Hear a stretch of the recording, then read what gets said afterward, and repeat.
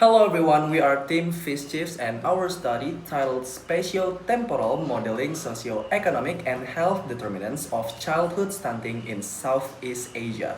Stunting remains a major nutritional issue affecting around 150 million children under 5 years old worldwide, or nearly 1 in 4. Southeast Asia records some of the highest rates, exceeding 30% in recent years. Stunting results from chronic undernutrition causing long-term effect on growth, cognition, and learning ability.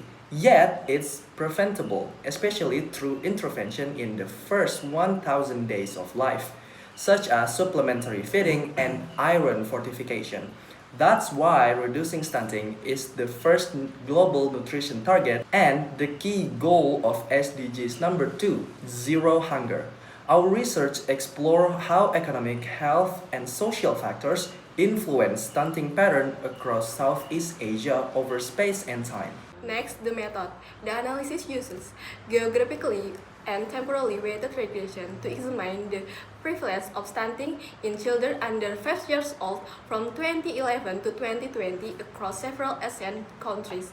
The dependent variable is stunting prevalence, while the independent variables include GDP, low birth weight, health expenditure, undernourishment, anemia among women, adolescent fertility, unemployment, and sanitation service. The correlation matrix shown in this figure provides an overview of the relationship between the variables. Focusing on the independent variables, overall there are positive and negative correlation between these variables.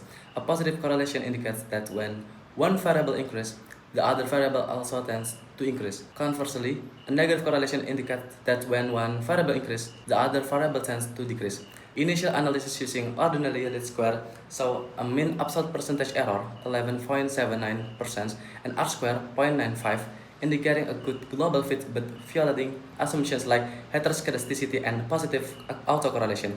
In contrast, the geographically and temporally weighted regression, where an adaptive tree-cube kernel improved performance significantly, reducing mean absolute percentage error to 0.78%, with R-square 0.996 and adjust R-square 988, effectively explaining stunting variation in Southeast Asia with minimal error.